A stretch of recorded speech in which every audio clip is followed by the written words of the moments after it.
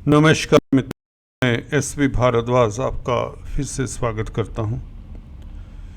मंगल करेंगे मंगल। दोस्तों 21 जनवरी से मंगल राशि परिवर्तन कर रहे हैं और यह बहुत बड़ा राजयोग आपके लिए निर्मित कर रहे हैं।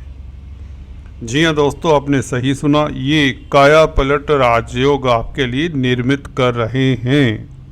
विश्वास नहीं होता? इस वीडियो को अंत तक देखिए, बिना स्किप किए हुए देखेंगे तो आपको इस बात का एहसास हो जाएगा कि मंगल जो कि आपके लिए अकारक प्लैनेट हैं, अष्टम भाव के मालिक हैं, कि ये राजयोग बनाने की स्थिति में हो सकते हैं कभी।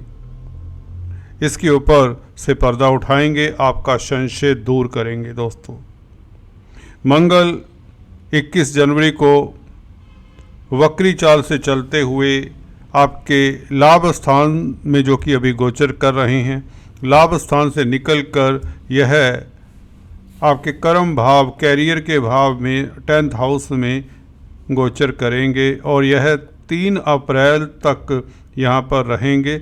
उसके पश्चात वापस कर्क राशि में 11वें भाव में प्रवेश कर जाएंगे।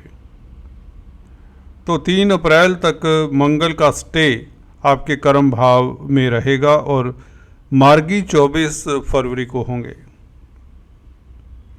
तो कुछ दिन, ये तकरीबन कह लीजिए 1 महीना, मंगल ये वक्री चाल से आपके कर्म भाव को प्रभावित करेंगे।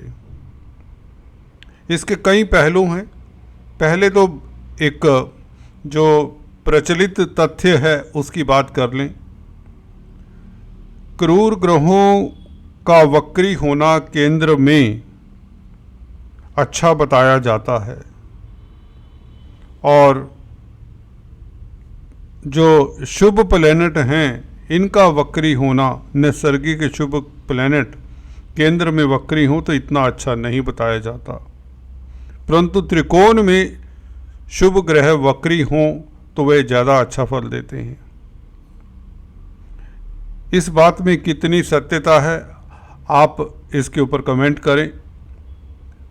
हमारा एक्सपीरियंस क्या कहता है वह आपको इस वीडियो से पता चल जाता है।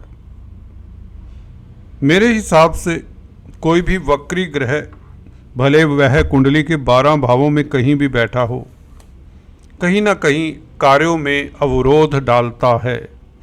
मैं ये इसका डिफरेंशिएट करके नहीं देखता कि केंद्र में अच्छा होगा या त्रिकोण में अच्छा होगा या दूसरे उपचय स्थानों में अच्छा होगा, ऐसा मैं नहीं देखता।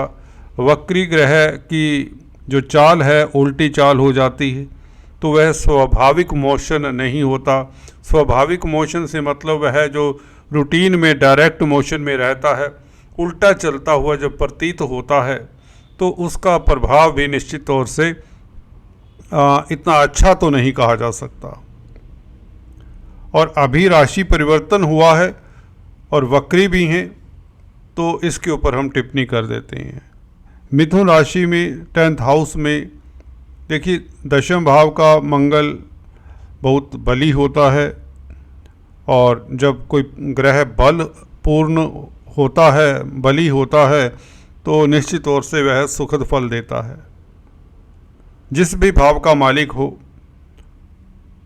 और यहाँ पर अष्टम भाव का मालिक कर्म भाव में बैठकर स्ट्रोंग हो तो निश्चित तौर से यहाँ पर एक ये भी तथ्य है कि जब वक्री ग्रह होता है तो उसकी चेष्टा बल बढ़ जाती है।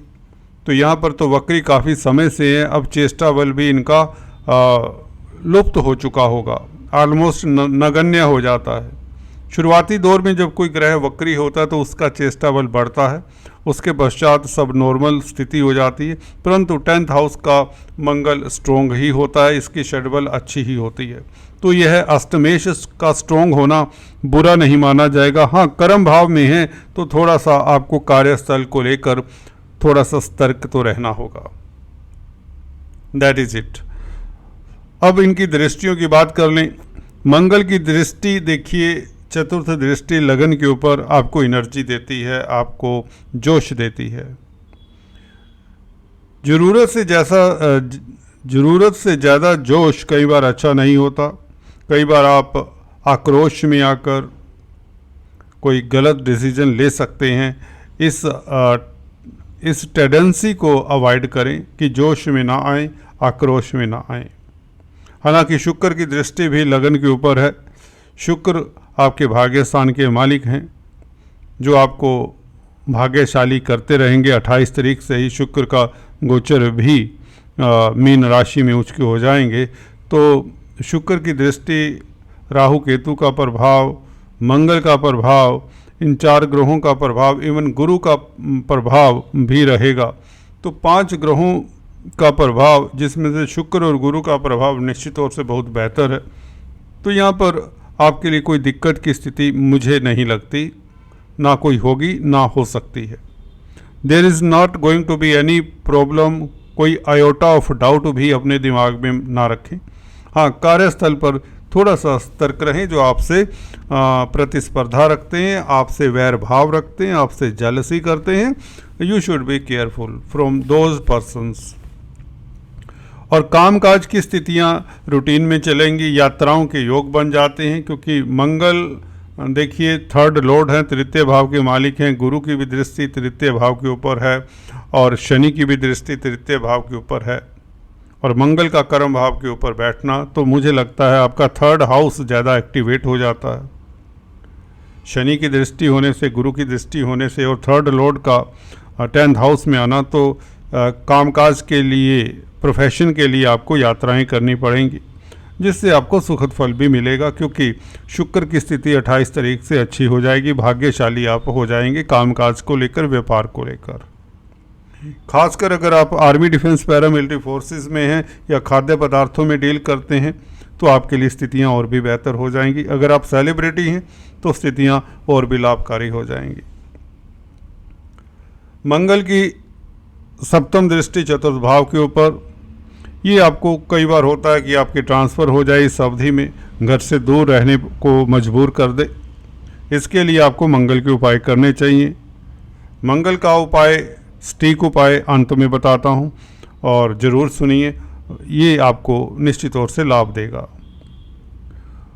मंगल की 4th हाउस के ऊपर 7वीं दृष्टि। अपनी मदर के स्वास्थ्य का ख्याल रखें इस अवधि में। मदर के साथ वैचारिक मतभेद ना हो, इसका ख्याल रखें। और अनुजों के साथ बनाकर रखें, थोड़ा सा ये भी ध्यान रखें। अनुज मीन्स जो आपकी उम्र से छोटे हैं, छोटे भाई बहनों की सेहत का ख्याल रखें। मंगल की 8वीं दृष्टि 5वें भाव के ऊपर उच्च की दृष्टि है। सूर्य यहाँ पर रहेंगे 13 फरवरी तक। तो सूर्य देखिए आपके 12वें भाव के मालिक हैं, तो बच्चों के साथ वैचारिक मतभेद ना हो, इसका ख्याल रखें। संतान को लेकर थोड़ा सा पशुपेश में आ सकते हैं। संतान इवन दुविधा में आ सकती है, क्योंकि 12वें भाव का मालिक सूर्य मंगल से प्रभावित होगा। मंगल भी अष्टमेश हैं, तो अष्टमेश और 12th लॉर्ड का प्रभाव कहीं ना कहीं आपके लिए दिक्कत का सबब बन सकता है। और बुध के ऊपर भी दृष्टि 8वीं दृष्टि रहेगी। बुध यहाँ पर 24 तारीख से आएंगे। तो कामकाज का मैंने बता दिया कि आपको स्टिफ कंपटीशन मिल सकता है कार्यस्थल पर। जब तक बुध यहाँ से शिफ्ट नहीं हो जाते तो स्थिति अच्छी नहीं होगी। बुध के ऊपर जब भी मंगल का प्रभाव हो तो वैसे भी आप जल्दबाजी में डिसीजन ले सकते हैं। सो डू नॉट टेक कोई डिसीजन इस अवधि में ना लें, खासकर जब तक बुध जो कि कर्म भाव का मालिक है मंगल के प्रभाव में रहता है। शनि क्योंकि अच्छे हैं 29 मार्च तक, तो कोई बड़ी दुविधा मैं नहीं देखता, कोई बड़ी प्रॉब्लम मैं नहीं देखता। छोटी मोटी ये जो बातें हैं ये तनाव लेने का नहीं है, ये सुनकर किसी तरह की टेंशन की भी ये बातें नहीं हैं। कोई इतनी वो आपको क्षुब्ध होने की स्थिति में नहीं ले जानी चाहिए ये बातें। ये इतना ज़रूर बताना ज़रूरी हो जाता है कि ताकि आप अपने कामकाज को लेकर सतर्क रहें। जो काम आपके ऑफिस में पेंडिंग है, अपने कार्यस्थल पर आप अपने कुलीग्स के साथ, चाहे वह विपरीत लिंग के कुलीग्स हैं, खासकर उनसे डिस्टेंस बना कर रखें।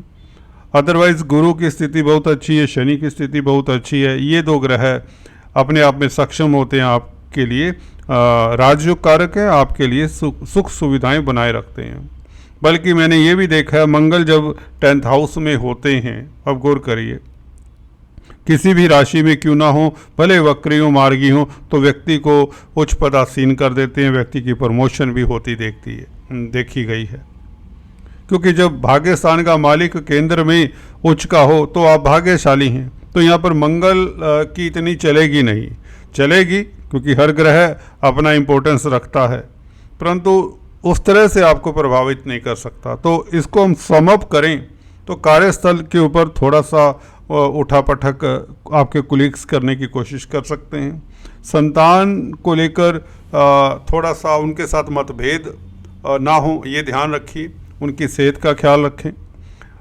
अदरवाइज़ कोई दिक्कत नहीं, बल्कि प्रमोशन के योग बनते हैं और आपका भाग्य साथ देगा, धन की स्थिति बेहतर होगी। पारिवारिक रिश्तों को लेकर मतभेदों को दबाने में अगर आप सक्षम हैं तो आप कामयाब हैं ज़िंदगी में। दोस्तों, इमोशनल होते हैं, अगर आप जज्बाती होते हैं तो दुखी रहेंगे। थोड़ा सा प्रैक्टिकल बने। जी हाँ दोस्तों, थोड़ी से यदा कदा आपको सोचना चाहिए। सभी रिश्तों का अपना एक लिमिटेशन होता है, भले ये बच्चे ही क्यों ना हो। बच्चों की भी आपकी अपनी सोच हो सकती है, उन्हें भी आज़ादी चाहिए होती है। कुछ देर के लिए वह गलत स्टेप उठा लेते हैं, but you should forgive them, तभी आप सुकून में रहेंगे। उनके साथ किसी तरह का वैमनस्य माँ बाप को करना नहीं चाहिए, इतना ही कहूँगा। और उससे हो भी क्या सकता है, तकदीर तो बदली जा नहीं सकती दोस्तों, ये सत्य वचन है। यहाँ पर उपाय आपके लिए बता देता हूँ। मंगल के उपाय ज़रूरी हो जाते हैं, जो कार्यस्थल के ऊपर भी सेम्बलेंस बना कर रखेंगे, और बच्चों को लेकर भी किसी तरह की दुविधा नहीं होगी, खासकर जब तक सूर्य और बुध आगे नहीं निकल जाते। और मंगल का उपाय दोस्तों, मीठा बांटें और मंगलवार के दिन हनुमान चालीसा पढ़ें, सुंदरकांड जी का जाप करें। भाइयों के साथ बनाकर रखें इस अवधि में, भाइयों के साथ संबंध अच्छे रहेंगे। बड़े भाई अगर आपके हैं तो उनका आशीर्वाद लेते रहें। इतना करने से मंगल का ये गोचर आपका सुखद रहेगा। और वैसे भी 24 फरवरी से मंगल मार्गी होकर आपके कामकाज में 10th हाउस, क्योंकि कामकाज का है, उसमें कोई ज़्यादा रिस्ट्रिक्शंस नहीं देंगे। Please do subscribe, like and share. आज इतना ही, फिर से मिलेंगे। Thanks for watching this video. God bless you all.